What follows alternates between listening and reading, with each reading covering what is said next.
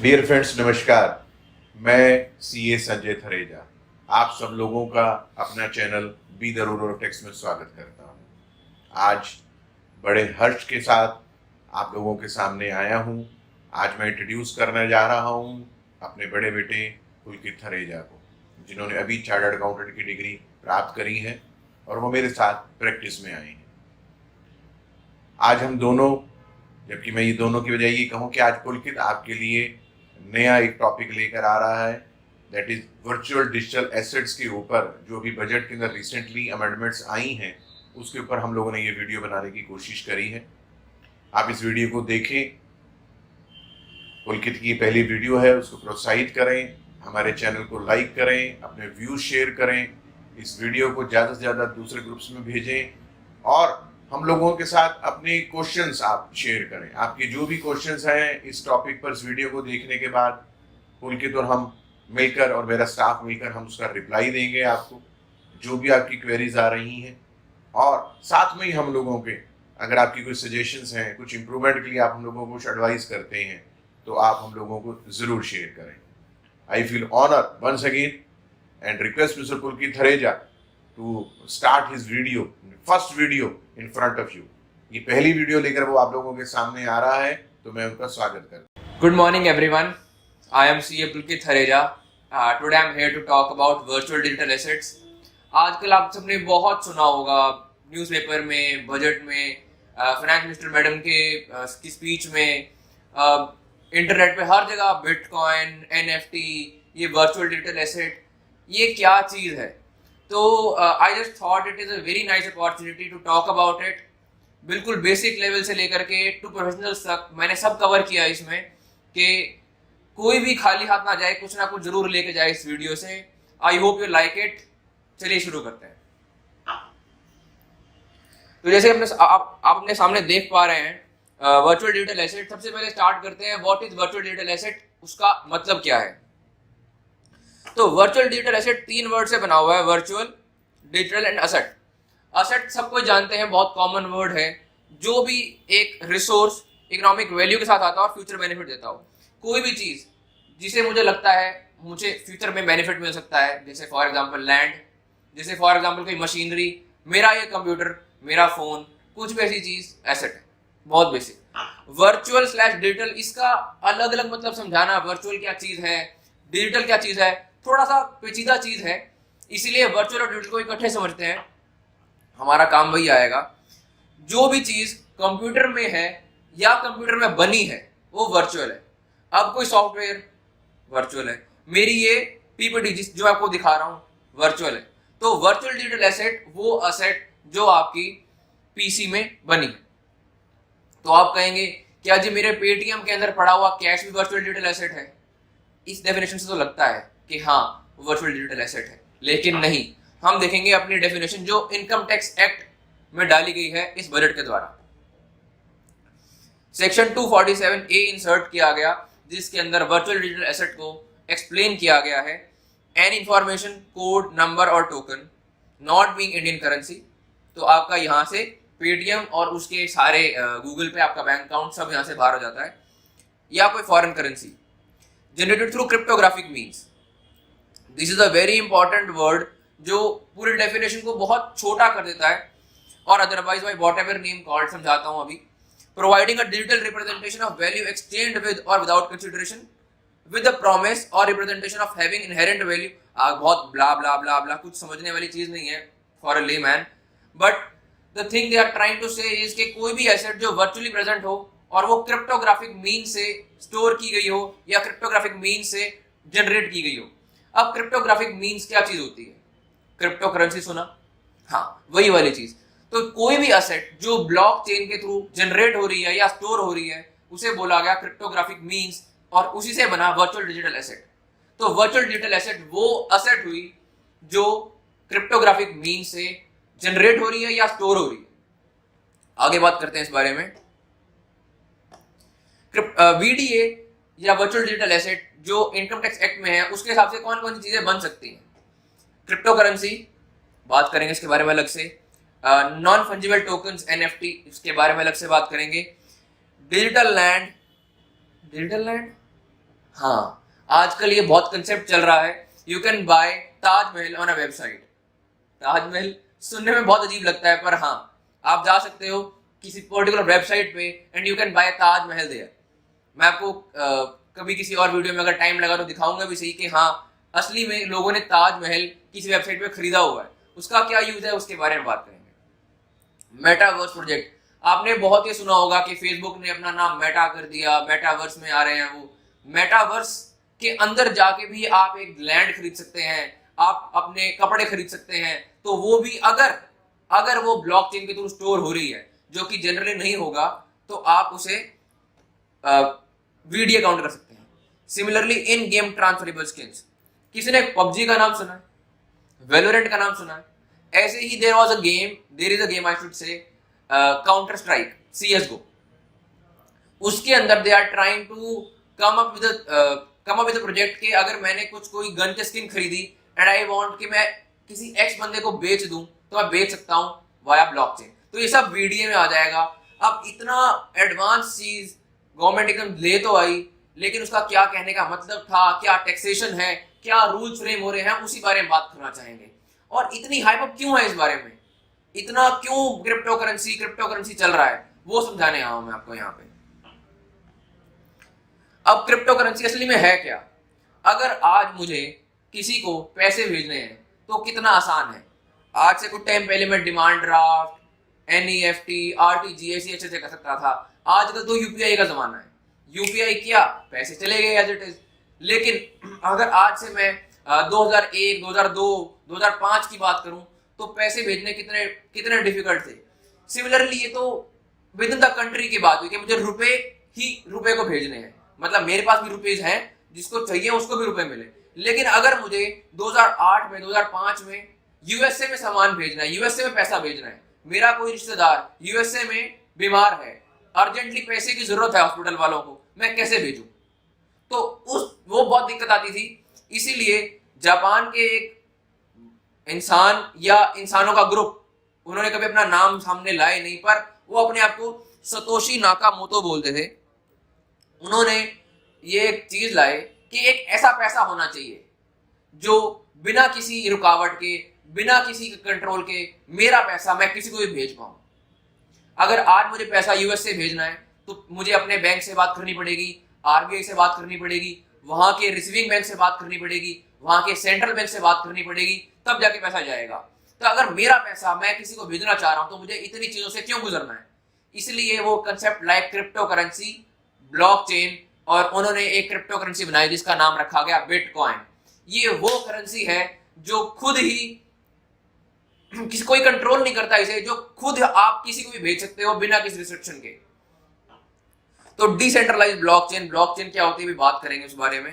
तो एक ऐसी करेंसी लाए जो खुद ब खुद बिना किसी के कंट्रोल के कैसे भी मूव कर सकती है, आप उसको भेज सकते हो, किसी का कंट्रोल नहीं है उसके ऊपर, कोई उसको बनाने वाला नहीं है, कोई उसे खत्म नहीं कर सकता। असली बात यह, कोई खत्म नहीं कर सकता। अगर आज चाहे RBI तो 2000 के नोट बंद कर सकती है, क्या कोई बिटकॉइन बंद कर सकता है? नहीं, कोई बिटकॉइन बंद नहीं कर सकता। तो फैसिलिटेट कर सकता, it used to facilitate peer to peer, मतलब अगर मुझे किसी को भेजना है तो वो बहुत आसान हो गया, वो इतना मुश्किल नहीं है कैश जितना या UPI जितना या बैंकिंग चैनल जितना। ब्लॉकचेन क्या है? A distributed database shared among the nodes of a computer network, कुछ समझ नहीं आया, maintain secure decentralized record of transaction best known for their crucial role in cryptocurrency। अब अगर मैंने X को पैसे भेजे तो किसी को उसका रिकॉर्ड रखना पड़ेगा, तो वो ब्लॉकचेन ब्लॉक्स बनाकर रिकॉर्ड रखती थी, एक रजिस्टर है वो। तो जब भी आप ट्रांजेक्शन करेंगे रजिस्टर के अंदर एक एंट्री हो जाएगी और वो ब्लॉक बनके साइड हो जाएगा। एक बार एक एंट्री हो गई तो वो एंट्री रिवर्स नहीं हो सकती। ये है ब्लॉकचेन। और ये एंट्री करता कौन है? ये हम सब ही करते हैं, जिसे बोलते हैं क्रिप्टो करेंसी माइन करना। ये एक बहुत डीप कंसेप्ट है, इसका कोई टैक्सेशन से रिलेशन नहीं होगा, पर ब्लॉकचेन इंसान को पता होना चाहिए क्या ब्लॉकचेन है, तो मैंने हल्का सा डाल दिया। तो जो भी asset via blockchain, via crypto currency, via cryptographic mean से चल रही है, वो हमारा इनकम टैक्स उसे वर्चुअल डिजिटल एसेट बोलता है, और उसके ऊपर टैक्सेशन की बात करेंगे। अगर देखा जाए तो इतना फर्ज क्यों है क्रिप्टो करेंसी का, इतना क्या है, आप अपने सामने देख सकते हैं।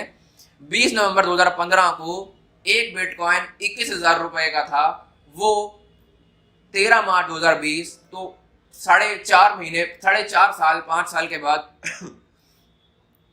3,82,000 रुपए का हो गया। और विद इन 1 ईयर, 1 साल से भी कम के अंदर देखिए, वो 42,87,000 हो गया। तो अगर मैंने 2015 में 21,000 रुपए लगाए होते तो आज वो 42 लाख रुपए होते। तो इतना हाई रिटर्न, कॉरेस्पॉन्डेंटली इतना हाई रिस्क लेने वाली एसेट, इसीलिए इसको इतना चर्चा में रखा गया है, लोग इसके बारे में इतनी बातचीत कर रहे हैं। इसीलिए निर्मला सीतारमण जी ने भी अपना चांस नहीं छोड़ा, जल्दी से फटाफट इसके ऊपर टैक्स लगा दिया। और टैक्स क्या भारी टैक्स लगाया, बात करेंगे। अभी तक कोई रेगुलेशन नहीं थी इसके ऊपर, सिर्फ टैक्सेशन लगाया गया है। हमें बहुत उम्मीद थी कि शायद इसे बैन कर देंगे या इसके ऊपर कुछ ना कुछ लॉ लाएंगे, वो तो नहीं किया गया, सिर्फ इसके ऊपर टैक्सेशन लाई गई। लेकिन बड़ी ही इंटरेस्टिंग बात की मैडम ने कुछ टाइम पहले, उनके वर्ड से taxing crypto doesn't ensure legal status. तो मतलब अगर मैंने क्रिप्टो करेंसी के ऊपर टैक्स लगा दिया है, डजंट मीन वो लीगल है। तो क्या हम इलीगल चीज पर टैक्स दे रहे हैं? पता नहीं। क्या हम लीगल चीज पर टैक्स दे रहे हैं? पता नहीं। तो ये बहुत इंटरेस्टिंग चीज थी। हाँ, हम लोग बहुत हंसे भी थे इस बात पे कि आपने टैक्स लगा दिया तो या तो उसे इलीगल डिक्लेयर कर दो। ऐसा थोड़ी होगा कि कल को फॉर एग्जांपल मर्डर इलीगल है, आप मर्डर पर टैक्स लगा दोगे। तो एटलीस्ट उसको क्राइटेरिया तो फिक्स करें उसका। एंड कुछ टाइम पहले आरबीआई ने बैन लगा दिया था बैंक्स को इन ट्रांजैक्शन में डील करने से पहले, लेकिन सुप्रीम कोर्ट ने मार्च 2020 के अंदर वो बैन हटा दिया था कि अब बैंक्स भी डील कर सकेंगे इसके अंदर। तो दिस इज समवॉट कि आज क्या चल रहा है क्रिप्टो करेंसी के अंदर। अब तो थोड़ा क्रेज आप देखेंगे कम हो रहा है, बट हाँ फिर भी very much high then what it used to be. अब हम क्रिप्टो करेंसी के आगे बात चलते हैं दूसरी वर्चुअल डिजिटल एसेट के बारे में, जो कि है नॉन फंजिबल टोकन्स। आप लोगों ने मूवीज में बहुत देखा होगा कि किसी आर्टिस्ट ने अपनी एक पेंटिंग की एग्जीबिशन लगाई है and people are bidding thousands of crores of money to buy that painting. कभी सोचा है कि वो उस पेंटिंग का करते क्या होंगे अपने ड्राइंग रूम में या अपनी लॉबी में लगाने के अलावा? पीपल आर कलेक्टर्स, उन्हें कलेक्ट करना बहुत पसंद है। सिमिलरली अगर मैं कोई डिजिटली कुछ चीज बना रहा हूँ, मैं कुछ वीडियो एडिट कर रहा हूँ या मैं कोई डिजिटली फोटो बना रहा हूँ, तो अगर मैंने वो बाहर बेचनी चाहिए तो उसके तो कोई भी डाउनलोड कर सकता है। तो जितना क्रेडिट और जितना मॉनेटरी बेनिफिट एक नॉर्मल आर्टिस्ट को मिल रहा था, एक नॉर्मल पेंटर को मिल रहा था, उतना एक डिजिटल पेंटर को नहीं मिल रहा। तो उसका एक सॉल्यूशन निकाला गया इसी क्रिप्टोग्राफिक मीन्स के थ्रू, जिसे बोला गया NFT, नॉन फंजिबल टोकन। अगर अब मैं कोई अपनी फोटो बना के ऑनलाइन पोस्ट करना चाहता हूं और मैं चाहता हूं कोई इसे खरीदे, सिमिलरली जैसे कोई मोनालिसा की फोटो या मोनालिसा की पेंटिंग को खरीद रहा था, तो वैसे ही कोई बिड करके खरीद सकता है। तो खरीद सकता है, फिर क्या होगा? फिर ये होगा कि उसको उसी ब्लॉकचेन के थ्रू एक टोकन दिया जाएगा जिससे कि उस प्रॉपर डिजिटल पेंटिंग का मालिक बन जाएगा वो। तो क्या मैं डाउनलोड नहीं कर सकता उसके बाद? अगर मैं एक्स ने पेंटिंग बनाई, वाई ने खरीद ली, क्या मैं इसे डाउनलोड कर सकता हूं? हाँ, वो चीज वही रहेगी, डाउनलोड कोई भी कर सकता है, पर ओरिजिनल ओनर वाई बन जाएगा जिसने खरीदा है क्रिप्टो करेंसी देके। फायदा क्या हुआ? वही फायदा जो मोनालिसा की पेंटिंग खरीद के हो रहा था, आप एक कलेक्टर बन जाएंगे। तो cryptographic assets on a blockchain with unique identification. अगर मैंने खरीदी एक पेंटिंग तो वो एक NFT, तो वो मेरी ही रहेगी, यूनिकली रहेगी कोई और उसका टोकन ले सकता अनटिल एंड अनलेस मैं उसे वापस बेच दूं। NFT 2014 में केविन मैकॉय ने निकाली थी। पहली बात, आपके कोई मीन्स की बात नहीं है, जरूरत की बात नहीं है, पर अगर आप चाहें तो आप रिमेंबर कर सकते हैं। NFT सिर्फ पेंटिंग बन सकती है नहीं, कोई ड्राइंग, कोई म्यूजिक, कोई वीडियो, कुछ भी। जैसे मैं अपनी ये वीडियो बना रहा हूं तो मैं चाहूं तो मैं इसकी भी एक NFT बना सकता हूं कि मैंने बनाई, I am the artist, I am the one making it. कोई भी खरीद सकता है इसको, वो ओन करेगा इस वीडियो को। अब ओन तो कर लेगा, उसके राइट्स क्या है, ये एक बहुत ज्यादा चर्चित चीज है। अगर फॉर एग्जाम्पल एक ग्राफिटी आर्टिस्ट ने एक ग्राफिटी बनाई और मैंने फॉर एग्जाम्पल 2-3 लाख रुपए देके उसकी NFT खरीदी, क्या मैं वो ग्राफिटी एक टी-शर्ट पे प्रिंट करके लोगों को बेच सकता हूं? No no no no. तो फिर फायदा क्या हुआ NFT खरीदने का? सर सिर्फ कलेक्शन बनी और कुछ भी नहीं।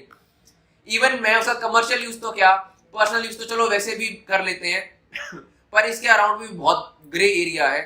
तो कोई कमर्शियल यूज नहीं कर सकता। मैं एनएफटी का ओनर बनूंगा, मैं पेंटिंग का ओनर कतई नहीं बनता। अगर आज मैंने कोई ड्राइंग खरीद ली तो मैं उसकी एनएफटी का ओनर हूं, मैं ड्राइंग का ओनर नहीं हूं। मैं ड्राइंग अभी भी आर्टिस्ट के पास रहेगी। अगर मैंने एक एनएफटी 100 रुपए की खरीदी और मैं 120 रुपए की बेचना चाहता हूं आगे, आज से 1 साल बाद 2 साल बाद, मैं फॉर श्योर बेच सकता हूं। वो मेरी असेट है, एनएफटी मेरी असेट है।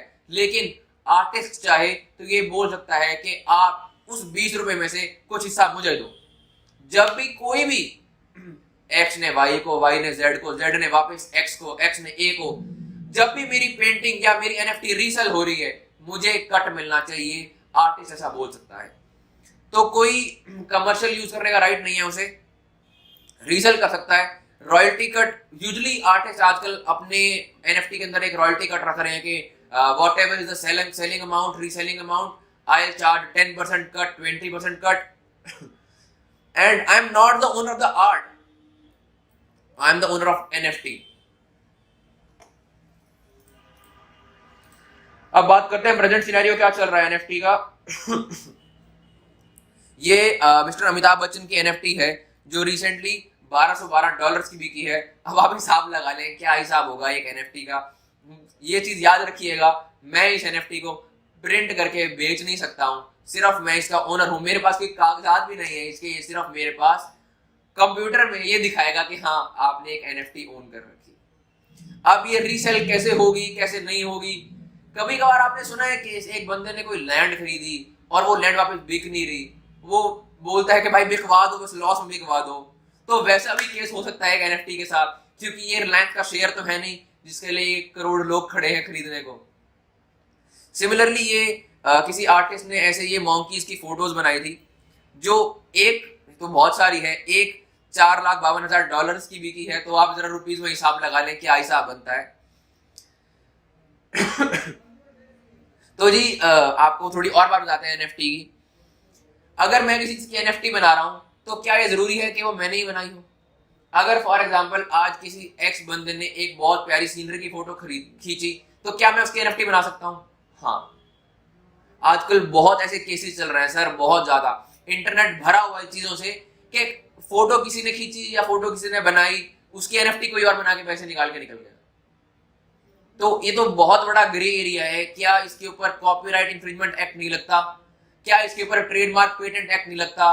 क्या अगर किसी बंदे ने कोई पेंटिंग या कुछ चीज बनाई है, कोई वीडियो बनाई है, तो उसको कोई और बंदा सेल करके निकल जाए, क्या ये मॉरली, क्या ये एथिकली, वो तो चलो चीज गलत है ही सही, पर क्या ये इलीगल नहीं है एनएफटी बना के बेच के निकल जाना? देखिए मैंने लिखा people making billions which I believe is illegal, for sure ये इलीगल है। एंड सेकेंडली ये लोग क्या बोलते हैं कि यार हमारी एनएफटी खरीद लीजिए। हम सोच रहे हैं हम ना 1-1.5 साल बाद जब हमारी एनएफटी बहुत बिक जाएंगी तो हम एक मार्केट प्लेस लॉन्च करेंगे जहां आप हमारी एनएफटी किसी और को बेच सकते हैं। तो क्या ये एक स्टॉक एक्सचेंज बन जाएगा? अरे मुझे ये बबल लगता है भाई। मुझे लगता है कि आज तो आप खरीद लोगे, 6 महीने, साल, 2 साल बाद कोई पूछेगा नहीं इसे। 2014 में चीज आई थी, 2020 से पहले कोई पूछता भी नहीं था। एकदम इतना क्रेज बढ़ गया, जितनी जल्दी क्रेज बढ़ा उतनी जल्दी क्रेज गिरेगा और कोई वापस से खरीदने को तैयार नहीं होगा। तो इतना बड़ा रिस्क है, फिर भी लोग 4-4, 5-5 लाख डॉलर ऐसे ही डाल रहे हैं। आप जितने देखेंगे वेस्टर्न सेलिब्रिटीज दबा के खरीद रहे हैं, which I believe is just a bubble. And I believe सिर्फ पंप एंड डंप स्कीम है कि अभी तो पंप कर दो, बाद में कोई हम बेच के निकल जाएंगे, बाकी वहां क्या हो कुछ नहीं पता। तो इफ यू आर इन्वेस्टिंग जरा रिसर्च करके देख के इन्वेस्ट करिएगा, मेरी एडवाइस के अगेंस्ट रहेगी। अब हम बात करते हैं टैक्सेबिलिटी की। सीतारमन मैडम आई, उन्होंने सबसे पहले बताया कि हम वर्चुअल डिजिटल एसेट को फ्लैट 30% टैक्स कर रहे हैं। मतलब जो लॉटरी होगी हमारी, ये आज से पहले जैसे लॉटरी को टैक्स करते थे, प्रॉफिट हो लॉस हो हमें कुछ नहीं पता, हम तो 30% टैक्स लगाएंगे आपके प्रॉफिट के ऊपर। वो टैक्सेबिलिटी कर दी थी। कोई एक्सपेंस अलाउ नहीं किया। फॉर एग्जाम्पल आपने 1000 रुपए की चीज बेचने के लिए 10 रुपए एजेंट को कमीशन दी है, हम 1000 रुपए टैक्स लगाएंगे जी। सिमिलरली 50,000 और 10,000 रुपए की लिमिट्स डिफाइन कर दी। 10,000 ऑडिट नॉन ऑडिट के केस में, 50,000 नॉन ऑडिट के केस में ऐसी लिमिट्स डिफाइन कर दी कि ऑडिट हुआ तो ये, नहीं हुआ तो ये। आप 50,000 भी मान लो लिमिट, तो अगर उसके ऊपर की आपने सेल ट्रांजेक्शन करी है तो 1% TDS काटना भी जरूरी हो जाएगा। मतलब अगर मैं भी बेच रहा हूं, मुझे पैसे मिल रहे हैं, तो मेरा भी TDS कटेगा, काटना पड़ जाएगा। ये सेक्शन भी इंसर्ट कर दिया गया। सिमिलरली अगर आप चाहो मैंने बेच तो दी, फॉर एग्जांपल मेरी और कोई इनकम नहीं है, 1.5 लाख रुपए की मैंने बेच दी, मैं चाहता हूं मैं 1.5 लाख रुपए अपना लाइफ इंश्योरेंस ATC के अंदर या NPS की डिडक्शन ले लूं, कोई अलाउड नहीं। सिमिलरली 54F की कोई डिडक्शन अलाउड नहीं है कि आप रेजिडेंशियल हाउस ले लो, कोई डिडक्शन अलाउड नहीं है। डायरेक्टली 30% फ्लैट टैक्स होगा। लेकिन हाँ, ये 87A की रिबेट जरूर दी थी। अगर आपकी GTI 5 लाख से कम है तो आपको 87A की डिडक्शन मिल जाएगी, ये अच्छी बात है। लेकिन जो बंदा $4,52,000 की बेच रहा है, वो 12,500 रुपए का क्या करेगा? वो 12,500 का क्या करेगा? 30% टैक्स सीधा लगेगा। तो जब ये बात की गई कि कोई एक्सपेंसेस अलाउ नहीं होंगे, तो क्या कोई लॉस सेट ऑफ करना अलाउड होगा? मैं आपको सारे लॉसेस की बात करता हूं, मैंने बहुत रिसर्च की इसके रिगार्डिंग, और आप देख सकते हैं आंसर हर जगह यही मिला। कोई भी लॉस सेट ऑफ करना अलाउड नहीं है। आपका करंट ईयर का हो, आपका प्रीवियस ईयर का हो, आपका कैपिटल गेन का हो, आपका अदर देन कैपिटल गेन का हो, आपका लॉन्ग टर्म का हो, शॉर्ट टर्म का हो, वर्चुअल डिजिटल एसेट से आया हो, लॉन्ग टर्म शेयर से आया हो, शॉर्ट टर्म प्रॉपर्टी शेयर, किसी चीज से लॉस आया हो, बिजनेस लॉस आया हो, कोई भी लॉस अलाउड नहीं। अगर फॉर एग्जांपल आपने एक साल में 10 एसेट बेची, 9 एसेट्स में लॉस है, 10वीं एसेट में प्रॉफिट है, तो सिर्फ 10वीं एसेट के प्रॉफिट पर 30% डायरेक्ट टैक्स देना पड़ेगा। 9 एसेट के ऊपर TDS भी कटेगा। मुझे लॉस हो रहा है, क्या तभी TDS कटेगा? हाँ जी, TDS कटेगा, ना ही उस लॉस का बेनिफिट मिलेगा, ना ही आप लॉस कैरी फॉरवर्ड कर पाओगे। इतना हार्ड टैक्सेशन ले आई इस चीज के ऊपर, क्योंकि इतनी ग्रोथ वाली एसेट है। आजकल के यंगस्टर्स बहुत ज्यादा इन्वॉल्व हैं क्रिप्टो के अंदर। Internet is full of crypto currency की न्यूज एंड मीम्स, NFT की न्यूज एंड मीम्स। बहुत सारी इंडियन कंपनीज भी NFTs बना रही हैं, बहुत सारी इंडियन सेलिब्रिटीज जैसे अमिताभ बच्चन जी हो गए, अपनी NFTs बना रहे हैं, and they are making billions. तो इसीलिए बहुत अच्छा गवर्नमेंट के रेवेन्यू पॉइंट ऑफ व्यू से 30% फ्लैट टैक्सेशन लगा दी थी 1 अप्रैल 2022 से। तो अब आप 1 अप्रैल से कुछ भी NFT बेचेंगे तो TDS भी काटना है। ऑल्दो 10 नंबर कंपल्सरी नहीं है, जैसे आप रेंट वाली भरते हैं वैसे ही आपको भरनी पड़ेगी। लेकिन 30% डायरेक्ट टैक्सेशन बिना किसी एक्सपेंस और लॉसेस के। तो चलिए, इस वीडियो के लिए अब इतना ही बहुत है। पार्ट 1 आपने देखा, इसके अंदर हमने वीडियो क्या होता है, उसकी टाइप्स क्या है, आजकल क्या चल रहा है वीडियो की न्यूज में, टैक्सेबिलिटी हमने देखी कि क्या टैक्सेस लगाए। आगे मैंने कुछ आपके लिए केस सिनेरियोज प्रिपेयर किए हैं, जिसके अंदर मैं कुछ रियल लाइफ प्रॉब्लम्स, बहुत एक छोटे लेमैन के लिए बेसिक और एक प्रोफेशनल के लिए कि प्रोफेशनल कैसे टैकल कर सकता है इस चीज को, या थोड़े एक्सटेंसिव केसेस को कैसे सॉल्व किया जा सकता है, वो आपके लिए लेके आऊंगा। तो चलिए मिलते हैं नेक्स्ट पार्ट में, जो शायद आगे अपलोड हो ही चुका है। अगर हो चुका है तो जाके देखिए उसे, बहुत इंटरेस्टिंग वीडियो रहेगी। और अगर अभी तक अपलोड नहीं हुआ है तो आपके देखने के 2-3 घंटे तक अपलोड कर दिया जाएगा। धन्यवाद, शुक्रिया। तो आशा करता हूं आपको ये वीडियो कुछ इंफॉर्मेटिव लगी होगी, आपको कुछ सीखने को मिला होगा। आजकल क्या चल रहा है जमाने में, टैक्स कहाँ शुरू हुआ और कहाँ तक पहुंच रहा है, हमारे सीतारमन मैडम कैसे चीजों को टैक्स कर रही है। होपफुली आपको कुछ ना कुछ इंफॉर्मेटिव जरूर लगा होगा और आप कुछ ना कुछ लेकर ही जाएंगे। Thank you so much. मैं हूं CA पुलकित थरेजा, आपसे अलविदा लेता हूं।